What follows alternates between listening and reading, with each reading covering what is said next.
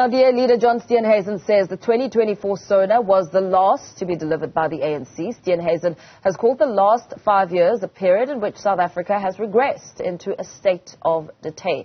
To talk to us about the party's blueprint to fix South Africa, now joined by John Steenhuisen from Cape Town. A very good morning to you. Thank you so much for joining us. I mean, I know that in the wake of the SONA, you've come out to say as a party that none of the promises made by President Cyril Ramaphosa in his last 5 SONA speeches have ever been kept. What was your key takeaway? Well, the key takeaway was that the state of South Africa that the President outlined in the State of the Nation address was vastly different from the daily lived reality of ordinary South Africans. A 42% unemployment rate, a load-shedding crisis, which the President promised us in 2018 would be a thing of the past, still here. We've got a crime rate where 75 citizens are murdered every day. Gender-based violence is on the increase, not going down. We've got a youth unemployment that's the highest in the world. And we've got massive infrastructure failures all over the country. And corruption still stalks the nation with very little consequences. So none of the new dawn promises that we were made and sold by the President have actually come to fruition. And the reality is that many, many South Africans are struggling to keep their head above water. Poverty is on the increase, and childhood malnutrition is stalking the nation. This is not a country that's in a state that I think any of us can be proud of. And certainly it's not the wonderland that the President painted on the SONA evening. Let's expand a little bit on the load-shedding factor. I mean, we're right in the middle of stage 6 load-shedding, which we started with stage 4 just a day after President Ramaphosa assured the country during the SONA that the end of load-shedding is finally within reach. Talk to us about that and your frustrations as a party, as you will be talking even in greater detail on Saturday on a way forward, I suppose, what needs to happen around the issue of load-shedding. Yeah, it was very frustrating, and I'm sure that frustration and anger is shared by many South Africans. This is the President who told us in 2018 that in 12 to 18 months' time we'll forget the problems with load shedding and Eskom ever happened. It's got significantly worse to the point where load shedding now is worse than it's ever been before. And it wouldn't have to be this way if the President had announced the deep reforms that would be required. The reality that why we're sitting with load shedding is because the model of electricity generation and supply in South Africa is wrong. A state-owned monopoly is never going to be able to meet the challenge. And we've seen that not only in Eskom, we've seen it now at our rail system, our port system and others. So what I would have expected from the President is what we've laid out in our blueprint about breaking up Eskom into energy generation and supply, allowing the private sector to step in and be able to fill the gaps, allow entrepreneurs and innovators within South Africa to be able to open up the market and create a whole new greenfield industry of jobs.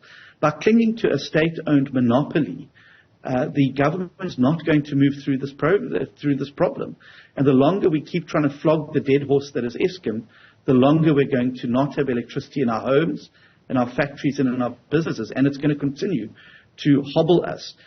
We've announced in our blueprint last week that within the first 100 days, we would bring in an independent systems operator bill that would break Eskom up and would start to allow the private sector. And this is how other countries around the world got through similar problems.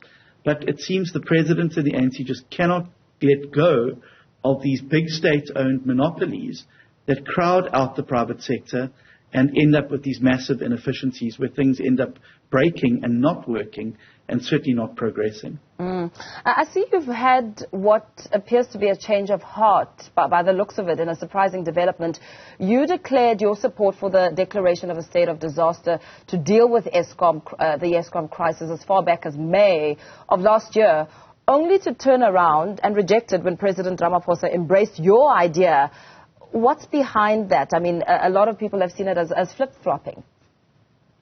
No, that's not the case. And if one goes back to what we actually asked for, was a ring-fenced state of disaster around Eskom, which would have exempted it from some of the huge cost drivers at Eskom, things like localization, but be able to make procurement better, be able to bring in foreign skills, to be able to exempt from the labor law requirements to be able to bring in the skills that we need. Declaring a blanket state of disaster was a silly idea, and that's why it was withdrawn within 6 months. What we need, however, and this is the position that I'm setting out very clearly, is a move away from the state-owned entity and to break it up into generation, transmission, and supply, and to allow the private sector in. That is the only way we're going to get through it. Eskom is not salvageable. Eskom can carry on being a player in the electricity market if it wants to, but it needs to compete alongside the private sector.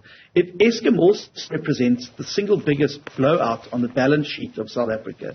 The debt servicing costs of Eskom alone are crowding out a huge amount of social and infrastructure spend that should be being spent on being able to deal with many of the crises that South Africa faces.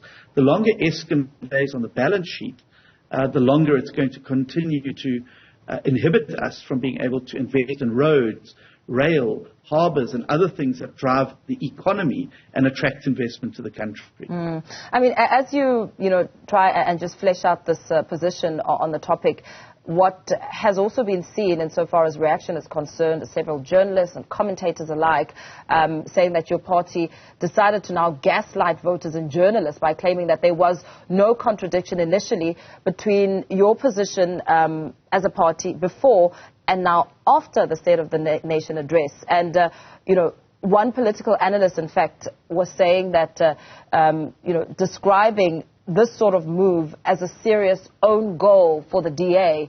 What would you say to that? Well, I would say the DA is not the problem here. The problem here is a government that refuses to relinquish a state-owned entity. If we were in government, and we certainly intend to be after the election, we will immediately implement the opening up of the electricity market to independent power producers and players. We would smash the state-owned monopoly, and we would certainly allow far more energy to be entered into the grid. And the charge is somewhat curious, because the DA is already forging ahead with many of these things where we govern. The city of Cape Town and the province of the Western Cape are further ahead than anyone else in terms of bringing in independent power producers.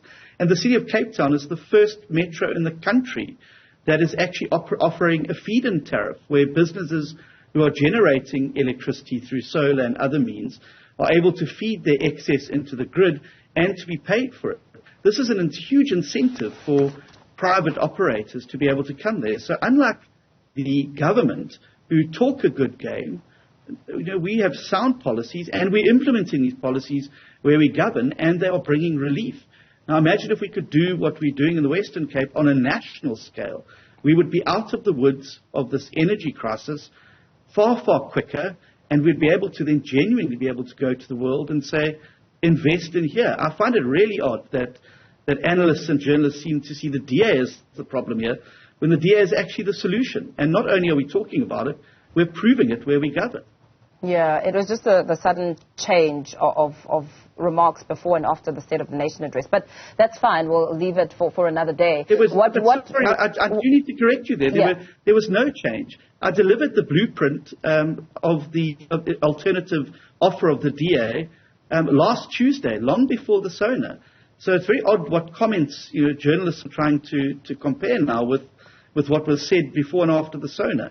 I'd encourage people to go back and look on YouTube and Politics Web and all the other channels and read very carefully what I said about electricity generation and supply and our blueprint about how we can get electricity back into people's homes, and compare that with what I said after SONA.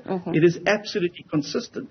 The only inconsistency in all of this is a government that keeps promising us that things are going to get better, when in fact they're getting worse. Yeah. Okay, let's move on to a different matter here. You're going to be laying criminal charges against Deputy President Paul Mashatile. We know that you handed over a dossier with an accompanying letter detailing some allegations of corruption leveled against Mashatile. What's going to happen today? Just give us more info. Well, what we've done is we've compiled all of the information into a charge sheet, an affidavit. And a little bit later this morning, I'll be going to the Cape Town police station with our national spokesperson, Solly Malatsi, and laying the charges against Mr. Mashatile. In addition to this, we'll be seeking an appointment with the Hawks who we understand are already underway with some investigation, and we'll share with them this charge sheet and affidavit so that we can supplement the work that they are doing. But it's really sad that the opposition is having to do this when the president appoints and disappoints the deputy president. And I think that much like the promises around load shedding, these corruption allegations against Mr. Mashatile make a complete mockery of the president's supposed commitment to fighting corruption as laid out in the State of the Nation address. You can't say you're serious about fighting corruption when 97 members of your own party who were named in the Zondo Commission still remain without any consequence. And you can't say you're serious about fighting corruption when your deputy across the hall from you at the union buildings has these serious charges hanging over his head. And very lastly, what would you say to critics who may say this is a strategically timed, well-timed move with elections, with this year being election year?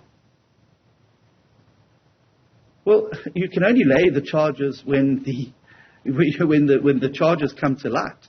And certainly the wonderful work done by journalists, most notably News 24, has certainly been able to follow the money and put the puzzle pieces together. And that full picture has only emerged in the last couple of months. And I believe it's now reached the weight where it can no longer simply be ignored and written off as hearsay. It needs to be done. So there's no perfect time for these things other than when the information comes to light. I would say the real politicking that's being done here and the real political game is the fact that the president promised us 5 years ago that all of his ministers would undergo lifestyle audits to account for the lifestyles that they are living. That is another broken promise that hasn't been fulfilled. Not a single lifestyle audit's been done on a single member of President Ramaphosa's cabinet. And had that promise been kept, these issues would have certainly emerged during those lifestyle audits and could well then have led to either Mr. Mashatile not being appointed or being removed. But another broken promise from President Ramaphosa, another SONA promise that has been dashed, has led to a real consequence now of a deputy president who's now facing these very, very serious charges, sitting around the cabinet table, making decisions about the future of the country.